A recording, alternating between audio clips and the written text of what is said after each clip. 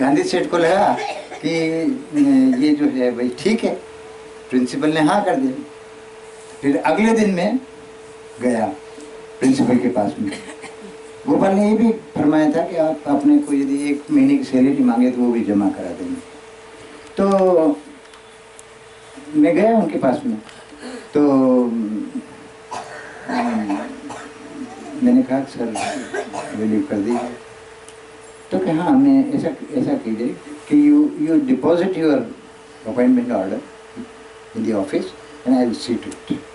कि मैं आप ऐसा करो कि आपका अपॉइंटमेंट ऑर्डर ऑफिस में डिपॉजिट कर दो और फिर मैं उसको देखूँगा। मेरा माथा ठंड में दौड़ता वापस गोपाल के पास आया कि गोपाल ये कैसे। तो गोपाल ने बिल्कुल कड़ा गुस्से में आकर के कहा कि कोई अपॉइंटमेंट ऑर्डर नहीं अपन ने हवे मियाँ जी मरी गया, के मरी गया, टक मरी गया, अपने आवाज जवान उसने खा लेते। इस प्रकार से फिर हम धार आए तो इनकी स्थिति फिर हमारे पहुंचते ही बहुत खराब हो गई थी बिल्कुल। और वो भी इनको भी एक बड़ा भारी जीवन दान मिला, बिल्कुल यानी लास्ट स्टेज जैसी आ गई थी। और हमारे पिताजी को हमने जब लिखा तो हमारे पिताजी ने सबको ऐसी खबर दे दी कि लीला बेन तो अब जाने वाले। तो हम इनकी बीमारी की चिंता में लगे हुए कि भाई ये करो वो करो, और इधर से तांगे पर तांगे आ रहे रिश्तेदारों के कि भाई लीला बेन जाने वाले, तो चलो ऐसी स्थिति थी।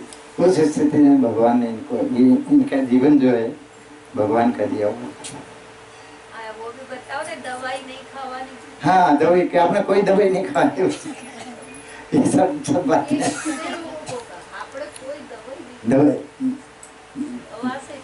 हाँ, तो आपने उन्होंने लेटर यानी गोपाल प्रभु ने हमारे यानी बहुत कम लोगों को लेटर प्रभु ने लिखा, 2-4। और हमको जब ये खबर गई बिहार से तो मेरे को एक लेटर लिखवाया था रघु से लेटर लिखवाया था कि अपने को ऐसा करना, अपने बीजी कई दवा नहीं लेवानी करवाना।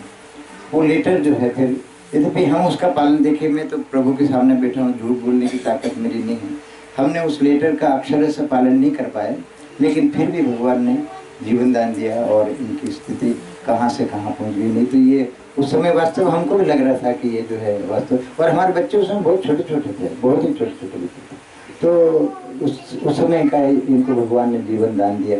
वो एक बड़ा भारी प्रभु का अनंत उपकारों में से उपकार है हमारे ऊपर। तो इस प्रकार की बातें हैं। अब कई बातें हैं, और बताऊं खुदा काला बैग देखो, ये काला बैग होगा, कैमरे का बैग होगा कहाँ? एक बात में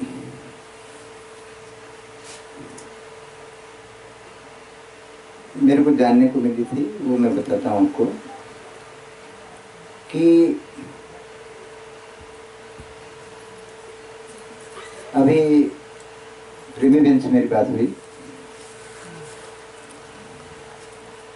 तो प्रेमी बहन ने एक बहुत अच्छा प्रसंग सुनाया मेरे को कि रेलवे वाले बंगले में थे। वो मेरे जीवन से रिलेटेड नहीं है, लेकिन वो बहुत अच्छी बात है और वो आपके सबके सामने रखना मेरे को लगता है कि ठीक है। तो प्रेमी बहन जो है वहाँ पर रेलवे बंगले में प्रभु के यहाँ पर बीच बीच में जाया करते थे। तो रेलवे बंगले में जो बड़ा कमरा था उसके पास में एक छोटा सा गलियारा जैसा कमरा था। हम लोग गए वहाँ पर, हमने देखा, हिंदू बहन भी थे। तो वहाँ पर जो है प्रभु ध्यान में विराजते थे। तो उस समय प्रभा बहन भी वहाँ पर थे। प्रभा बहन का जो बच्चा नितिन वो भी उनके साथ में था, वो छोटा था। और नंदन जी बैरागी साहब भी थे और प्रमिला बहन भी थे। तो ध्यान में विराजते थे। तो प्रमिला बहन साथ में रहते थे। प्रवीणा बहन को इजाजत थी कि वो वहाँ पर ध्यान में कार्यक्रम। तो वो नितिन क्या किया, बच्चा था तो दरवाजे वगैरह बंद थे, थोड़े उड़ारे हुए थे, सामने वाला तो बंद था, साइड वाला दरवाजा उड़ारा हुआ था। तो उस बच्चे ने क्या किया, जाने क्या उसको धुन आई, तो वो गया और देव रूम के अंदर चला गया। अब प्रभा बहन ढूंढे के लड़का कहाँ गया, और ढूंढ ढूंढ, अब देव रूम तो बंद, तो देव रूम में तो जाने की किसी की हिम्मत नहीं, तो वो बाहर दुनिया भर में ढूंढे और रोए, कह रहे छोरा कहाँ चला गया, अरे छोरा कहाँ चला गया। तो जब ये फिर आखिर में पता चला कि वो तो अंदर चला गया, तो फिर गोपाल प्रभु ने हंसते हुए एक बात कही, वो बड़ी मार्मिक बात थी, और उस बात को अपने को थोड़ा समझना। प्रभु ने कहा, अब वो जब ये रो रहे थे ना, वो बच्चा अंदर था, और फिर जब बाद में पता चला वो तो बच्चा अंदर है, बाहर वाले रो रहे थे, तो गोपाल प्रभु ने कहा कि अंदर वाला तो हंसे छे ने बाहर वाला रड़े छे। अब देखिए कितनी बात गजब है कि कैसी बात है कि अंदर वाला हंसे छे ने बाहर वाला रड़े छे। तो संसार में यदि उलझे हुए रहोगे और अंतर में नहीं उतरोगे तो रोना पड़ेगा। इसलिए बाहर वाला रड़े छे, यदि बाहर की दुनिया में मसरूफ हुए, बाहर की दुनिया में खेलते रहे, दृश्य में उलझे रहे और दृष्टा नहीं बने, दृश्य में उलझे रहे और दृष्टा नहीं बने, और अपने परमात्मा से एकाकार नहीं हुए तो रोना पड़ेगा। यदि हंसना है तो अंदर जाओ। इतना जो है वाक, इतना सा वाक कि अंदर वाला तो हंसे छे न बाहर वाला रड़े छे। कितनी बढ़िया बात, कितनी मार्मिक बात, कितना बड़ा सत्संग उसके अंदर छुपा है कि तुम संसार में यदि उलझे हुए रहे तो भाई तुम कुछ भी कर लो, तुमको रोना पड़ेगा। जब तक तुम परमात्मा की तरफ नहीं मुड़ोगे, जब तक तुम अंतर में नहीं उतरोगे, तब तक तुमको आनंद की प्राप्ति नहीं होगी। इसका एक और उदाहरण मैं आपको बताता हूँ कि क्या हुआ कि इसी से मिलती जुलती बात है कि, और मेरे से जुड़ा हुआ एक प्रसंग है, वो भी मैं बता दूं। यही बात, यही सत्संग, यही जो सत्संग प्रभु ने दिया, यही जो सिद्धांत प्रभु ने समझाया, वो मेरे साथ भी घटित हुआ, एक दूसरे भक्त के साथ भी घटित हुआ, और प्रमीला बहन ने सुनाया, वो भी वही बात है। ये तीनों चीजें मैं आपको बताता हूँ, तीनों एक दूसरे से रिलेटेड है। कि एक भक्त थे झाबुआ के, वो सेवा कर रहे थे, एडीआई साहब शर्मा जी, और सेवा कर रहे थे, तो देव रूम में सेवा कर रहे थे भरूच में। ये भरूच की बात, यानी गांधी सेठ के बंगले की बात है। तो वो सेवा करते तो क्या करते थे कि भगवान के चरण को धो धो करके, यानी पानी लगा लगा करके चरणामृत बनाते थे गुलाबा।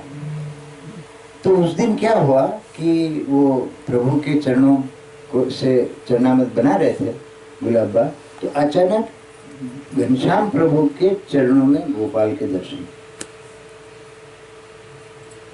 उनको।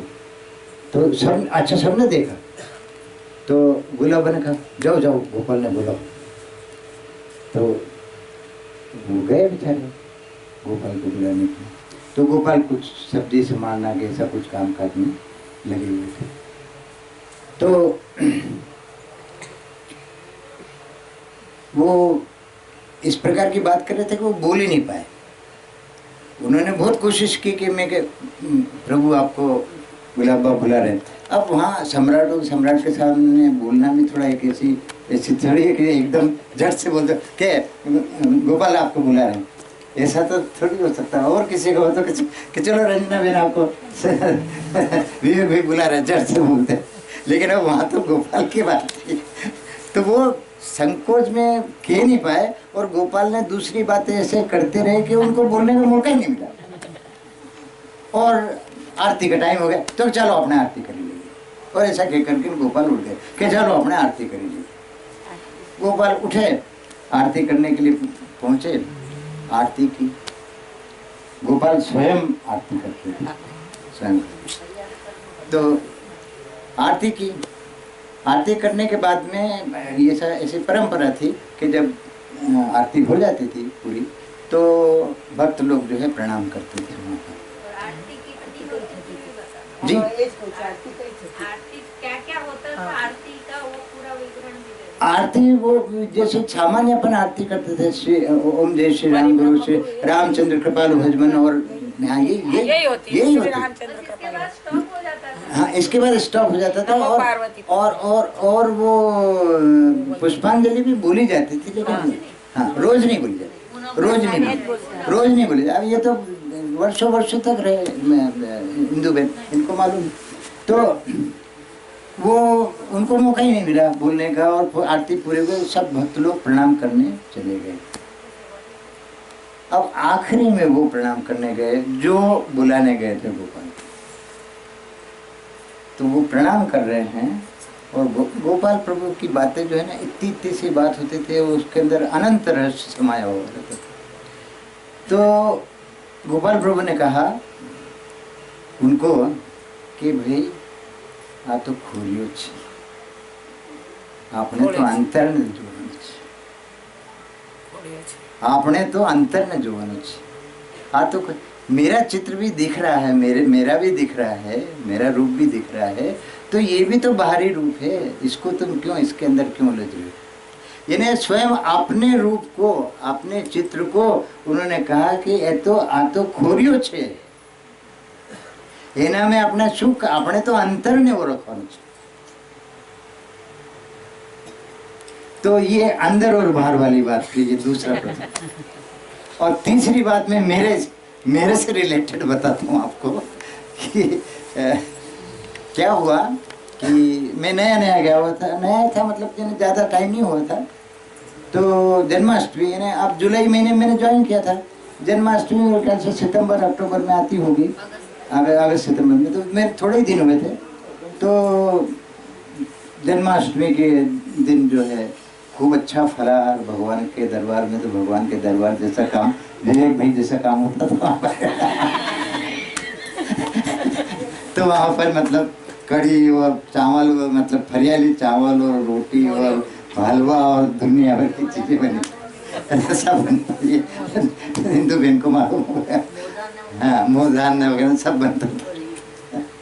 तो उस दिन खूब आनंद से भोजन हुआ, और शाम को बहुत ज़्यादा लोग, उस समय बहुत ज़्यादा लोग नहीं हुआ करते थे, तो बालकनी में गोपाल प्रभु विराजे, और सामने में उनके चरणों में मैं बैठा हुआ। अब मैं क्या सोच रहा हूँ ये मैं आपको बताता हूँ। मैंने कहा कि वो, अरे नहीं सॉरी, जन्माष्टमी की बात नहीं है, नवम की बात है, जन्मदिन की बात है, जन्मदिन की बात थी। तो उस दिन जन्मदिन मनाया गया था, खूब, हाँ खूब खाना पीना वगैरह हुआ था। वो जन्माष्टमी की बात नहीं थी, वो भगवान के जन्मदिन की बात थी, भादरवा महीने। तो उस दिन खूब खाना आना बनाया और खाया पिया, और खूब प्रसन्नता, खूब आनंद। तो और मैंने भी वहीं पर खाया, कि उस समय तो ये लोग भी नहीं आए थे, इनको भी मैं लाया नहीं था। मैं दिवाली के बाद तक मैं अकेले ही रहा था। और मैं कुछ दिनों बाद पहले तो मैंने थोड़ा सा एक कमरा लिया था, थोड़े से दिन बाद गोपाल ने कहा नहीं आपने तो यहीं जाओ, तो फिर वहीं चले गए कमरा, भूतनाथ फलिया में हमने कमरा लिया था, वो छोड़ करके ना वहाँ पर मंदिर में मुकाम लग गया हमारा, वहीं रहते थे भगवान के साथ में। तो रहते थे, वो अच्छा खाना पीना हुआ। शाम को प्रभु विराजे बालकनी में, मैं उनके चरणों में बैठा हुआ था। अब मेरे दिमाग में क्या चल रहा कि यार आज बाप जी का जन्मदिन है, तो बाप जी पधार गए हैं, कितनी बड़ा शून्य या कितना बड़ा अभाव या कितनी बड़ी कमी गोपाल प्रभु के जीवन में है कि आज प्रभु नहीं है। तो यहाँ तो कोई दुख सुख ही नहीं, यहाँ तो आनंद है चल रहा है। तो ये क्या बात है, ये क्या बात है कि ऐसा कैसे कि थोड़ा तो कम से कम कि प्रभु आज नहीं है। कि कभी कभी जब बहुत परेशान हो जाते थे तो फरमाते भी थे, ऐसा भी बोल देते थे कभी कभी कि मैंने जंगल में जोगन करीन मुकी गया, ऐसा बोलते थे कभी कभी, बहुत परेशान हो जाते थे तब।